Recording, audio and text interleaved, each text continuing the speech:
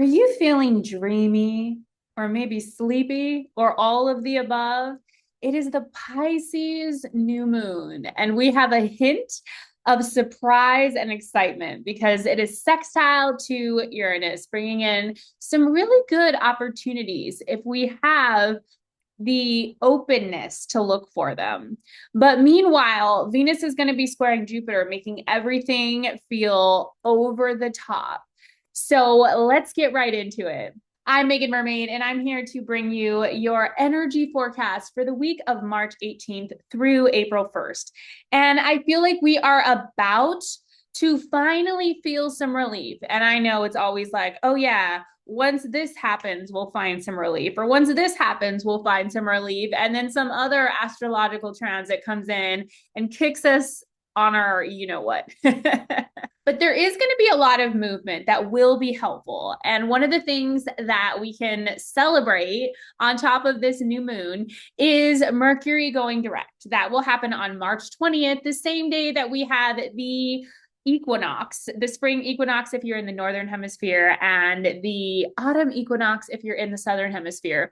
So it's also the beginning of Aries season. The day after our new moon, the sun goes into Aries. It's the astrological new year. And it's like we're finally going to get that reset that we've been waiting for since like January. And then we waited for like the Chinese New Year. And then we waited until the eclipses. And then now it's like after Mercury goes direct, like it feels like we keep getting sent back. Like we're like at the front of the line, and then they're like, oh, you missed this. You have to go to the back of the line. And then we have to like wait all the way again. And now we're like at the front of the line. And we're like, okay, is it time for a timeline shift? Like, are we ready? Can we feel the new beginning?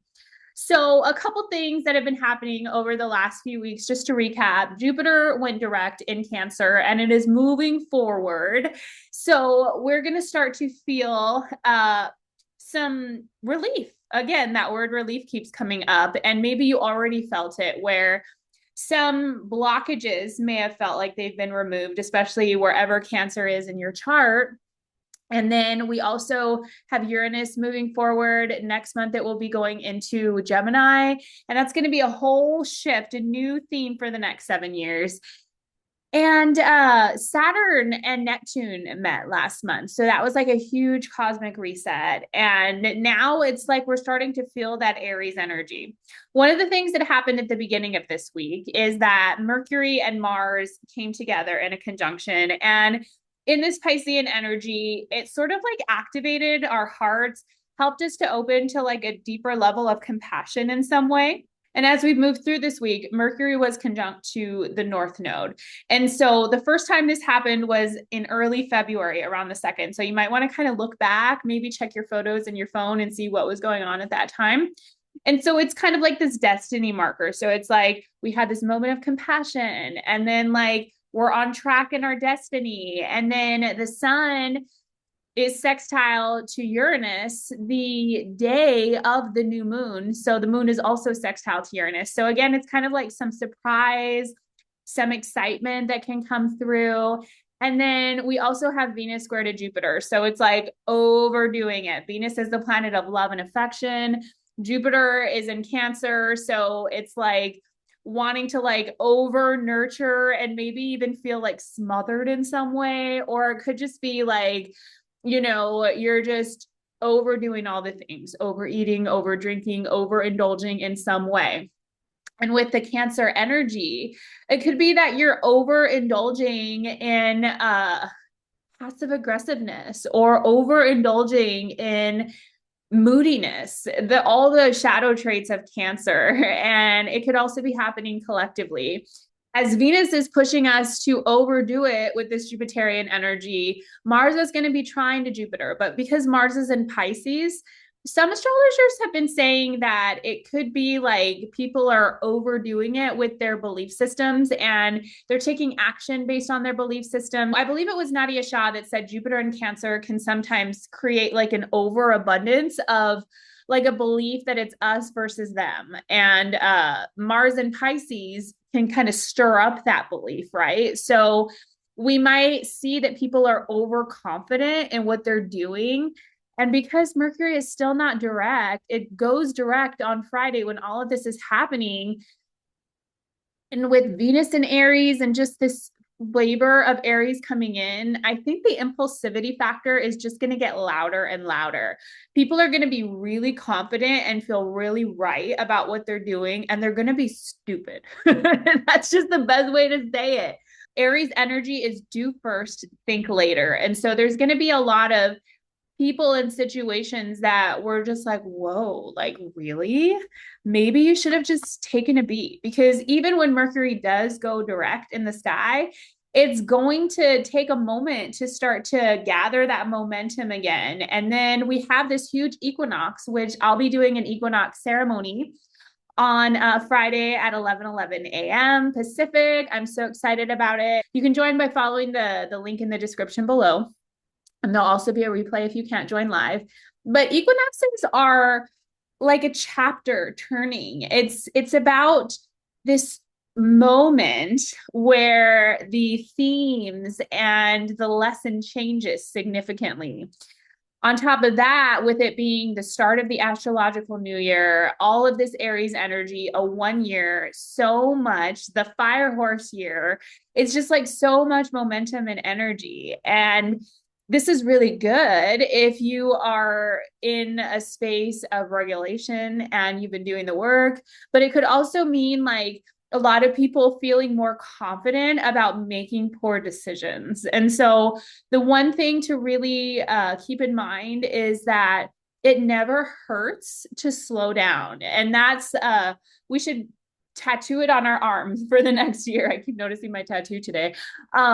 Write it on a post-it. It never hurts to slow down. The shadow side of Aries is feeling like if we don't act now, we'll miss our chance. But especially because Mercury has been retrograde over the last 3 weeks, we really want to look at what have we wrapped up? What have we learned? What have we completed?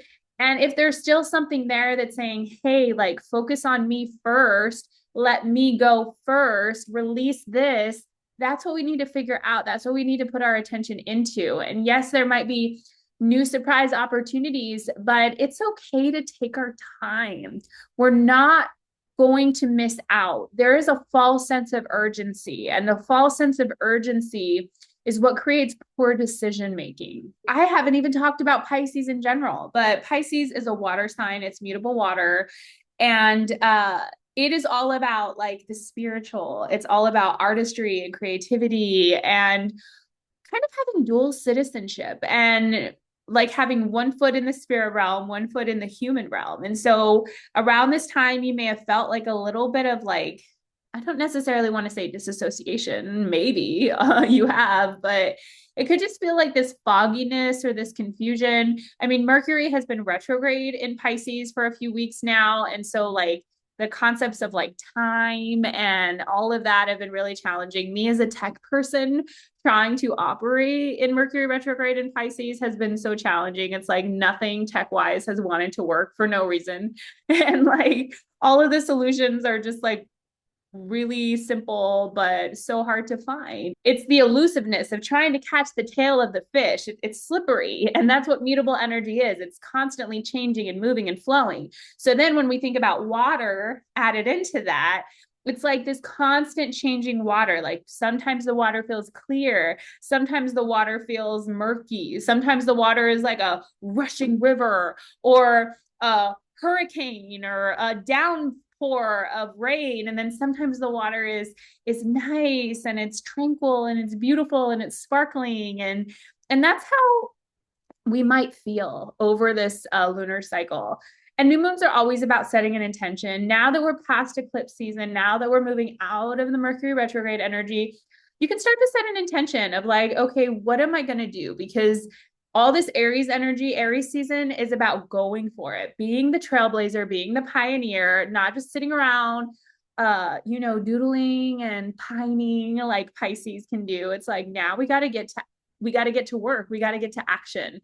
And so I would encourage you in this new moon in Pisces to figure out like what you're ready to release. Yes, new moons are about what we want to receive, but in this case, as we're moving from the end of last astrology year to this astrological new year, What do you want to release? What are you not going to take into this? What has Mercury retrograde taught you?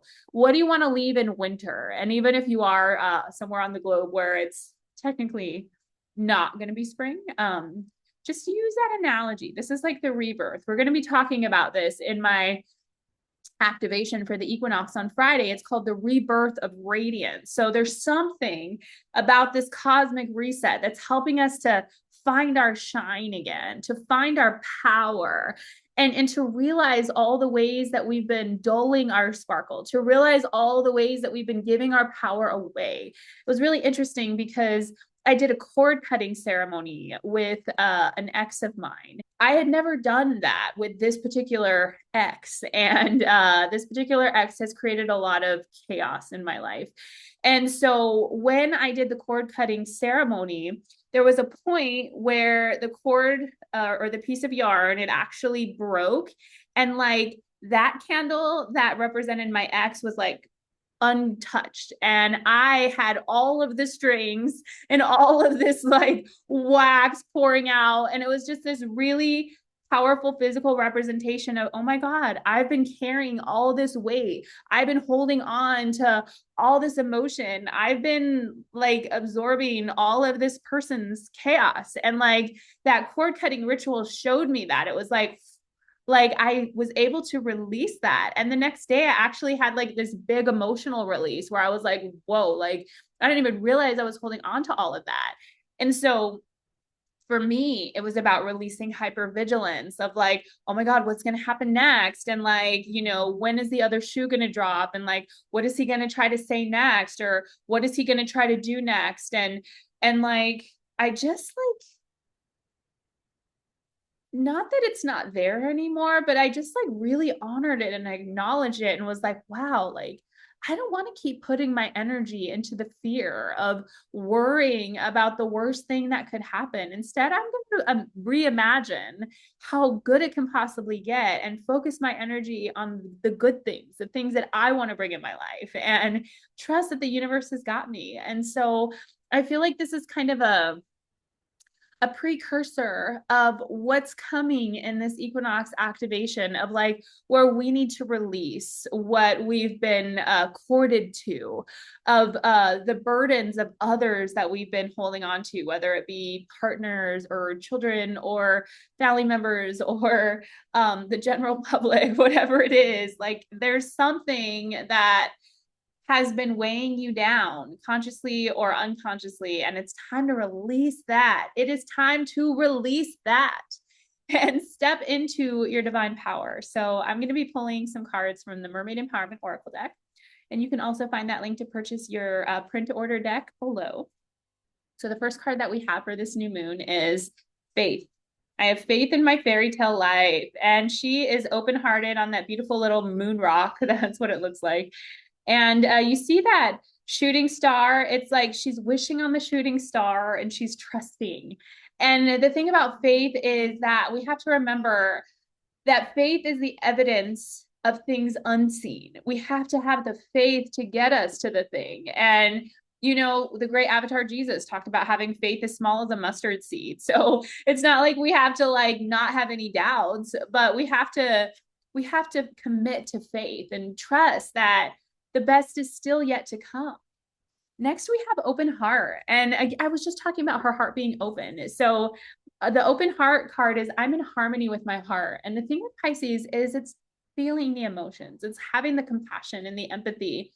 And sometimes, you know, when we look back on situations, especially, you know, difficult situations, we want to blame that other person and we want to think like, oh, like it's your problem, you're the one, whatever that other is, right? We talked about the shadow of Cancer, wanting to create that other and then feeling that sense of home, um, being superior to that other.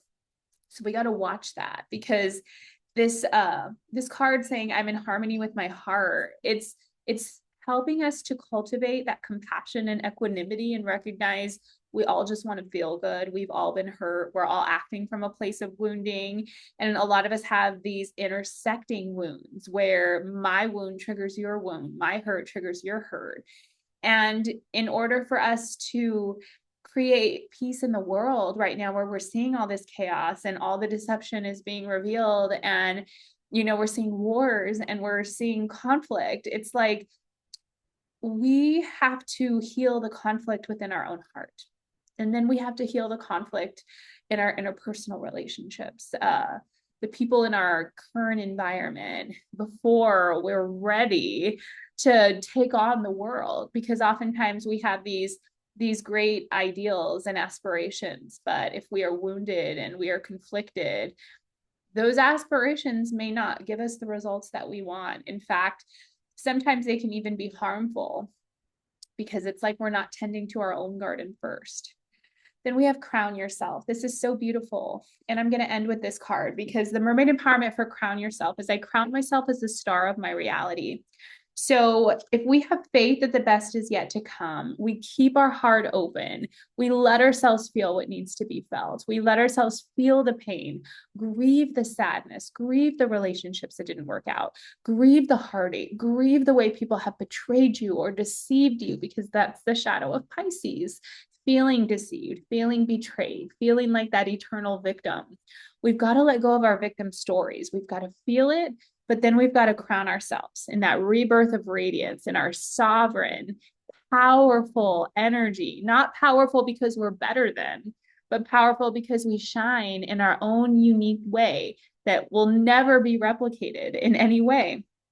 So I hope that you can join me Friday at 11:11 a.m., either live or on the replay, for the Rebirth of Radiance equinox activations.